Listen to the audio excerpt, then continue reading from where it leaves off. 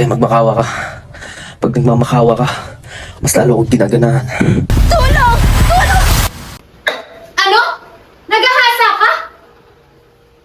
Ate, naringtiri ako sa sarili ko. Kahit anong gawin ko, kahit saan ako tumingin, mukha niya ang nakikita ko, ate. Kahit anong marinig ko, di na po sa marinig ko, ate. Mababalik na yata ako. Kung hindi ka naman kasi tatanga-tanga, ilang beses ko nang sinabi sa'yo na magsuot ka ng mahabang damit. At sabi ko itago mo ang balat mo. Hindi lahat ng nakakasalumuhang lalaki mabait. Karamihan sa kanila, mas nasakal pa sa demonyo. Tara, magsusumbong tayo sa pulis. Ginasa itong kapatid mo? Opo, ang hayop na yun. Nilantado ang kapatid ko. Tignan niyo, mukha ng tinakasa ng bayet. Ito ang ballpen at papel. Ano? Hoy, ikaw! Oh, ano nga? Kung totoong ginahasa ka, sulat mo ang ari na lalaking gumahasa sa'yo. Wala kayong ebidensya, di ba? Ano? Ginagawa mo pa ang kapatid ko? Gusto mong itsura na kabaong mo ang iguhit ko? Halika dito!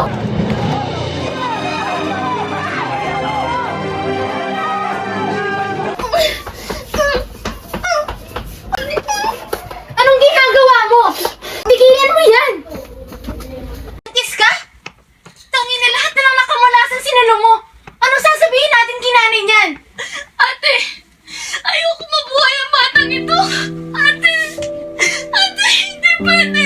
Hindi pwede mabuhay sa mundo! Ang magpapaalala sa akin ng impyerno ang pinagdaanan ko! Ate! Papatayin ko ang batang ito! Ano ka ba? Hindi mo papatayin ang batang yan! Kailangan mo bahayin yan! Palibasa! Hindi ikaw ang ginahasa! Palibasa! Hindi ikaw ang nabuntis! Hindi ikaw ang nahirapan! Ate! Hindi mo alam! Ang sakit na pinagdadaanan ko! Hindi mo ako magsasalita ng ganyan! Mas madali tawagin ako sa'yo! Ayoko! Ate! Kailangan mo punta ng batang ito! Ano nasabi ko? Wala ka!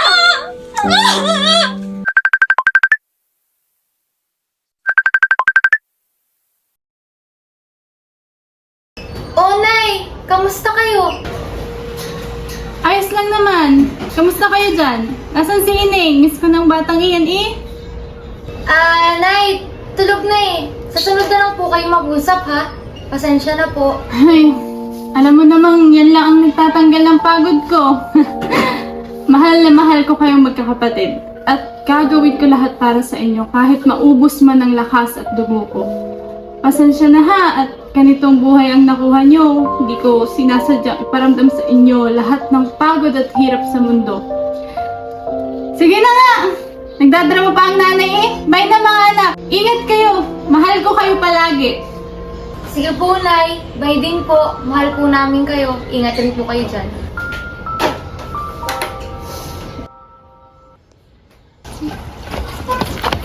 Nancy! Nancy, narinig namin ang nangyari sa'yo. Kamusta ka na? Pasensya ka na. Hindi ka namin natulungan. Hindi mo dapat nararanasan to. Nangyari na ang nangyari. Hindi ko rin alam kung bakit. Hindi ko alam kung bakit ako pinabayaan ng Diyos. Kung totoo pa ba siya, bakit hindi niya ako tinulungan? Nung kailangan ko siya. Bakit? Naging mabuti naman ako.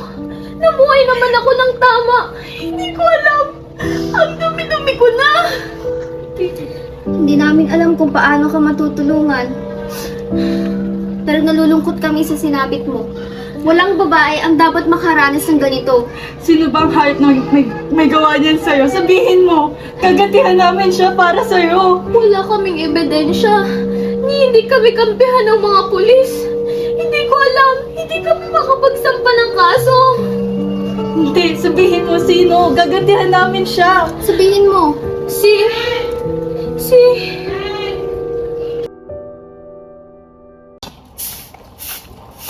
Ano maaari?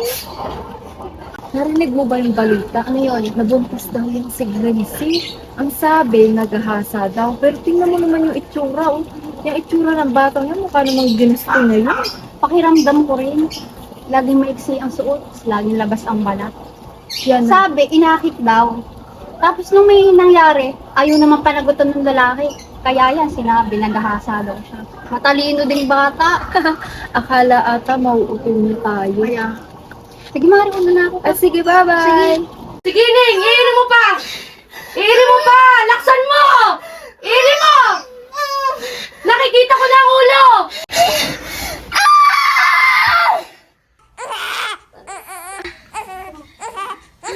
Kay malas naman ang babaeng ito. Hanggang kamatayan ay maaalala niya ang hirap na pinagdaanan niya. Kawawa. Ano ba? Ano ba kailangan mo? Ano? Di kita maintindihan!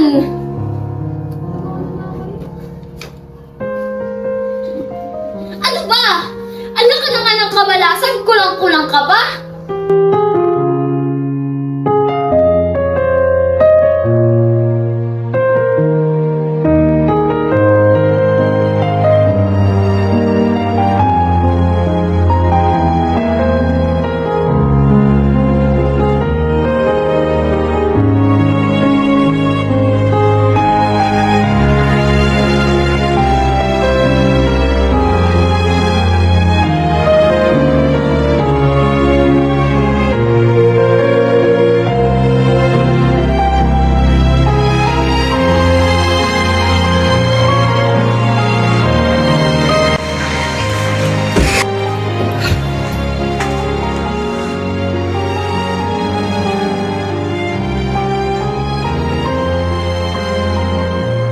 Mimi! Anak ko! Mimi! Mimi! Gising na! Anak ko! Ate! Ate! Si Mimi! Ate! Mimi ko! Pasensya ka na, anak! Anak, sorry! Mimi, gising na! Maawa ka kay nanay! Mimi! Anak! Gising na! Sorry! Mimi ko! Ah, sorry! Sorry, Mimi! Ate! Ate, si Mimi! Ate! Tulong! Tulong! Si Mimi!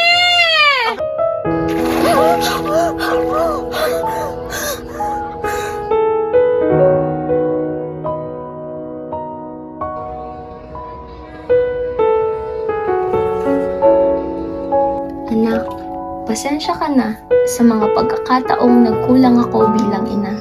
Hindi ko inaasahan na ang isa sa pinakamasalimuot na parte ng aking buhay ay magbubunga ng biyayang gaya mo. Hindi kita hiniling, anak. Ngunit sana malaman mo na ibinigay ka sa akin para sa mas malalim na dahilan. Tinulungan mo akong hilumin ang mga bagay na akala ko dati permanente. Tinulungan mo akong mas maging matatag at maging mabuting tao. At higit sa lahat, tinuruan mo akong magmahal ng higit pa sa akala ko. Binigyan mo ako hindi lamang ng kulay, kundi saysay. Sa mundong bingi, sa kagaya kong naliligaw, at bulag sa mga tinig kong nagmamakaawa. Ikaw ang naging sandigan ko para lumaban. Pasensya ka na sa naging trato sa'yo ni Mama. Pasensya ka na kung hindi ko agad nakita noong una na mas mahal kita kaysa sa aking nakaraan. Asahan mong babawi ako para sa mas maganda mong kinabukasan. Mahal na mahal kita, anak. At kung kailangan kong umulit sa lahat ng sakit na pinagdaanan ko, ay gagawin ko kung ang kapalit nito ay pagiging ina mo. Patawad at salamat, Mimi ko.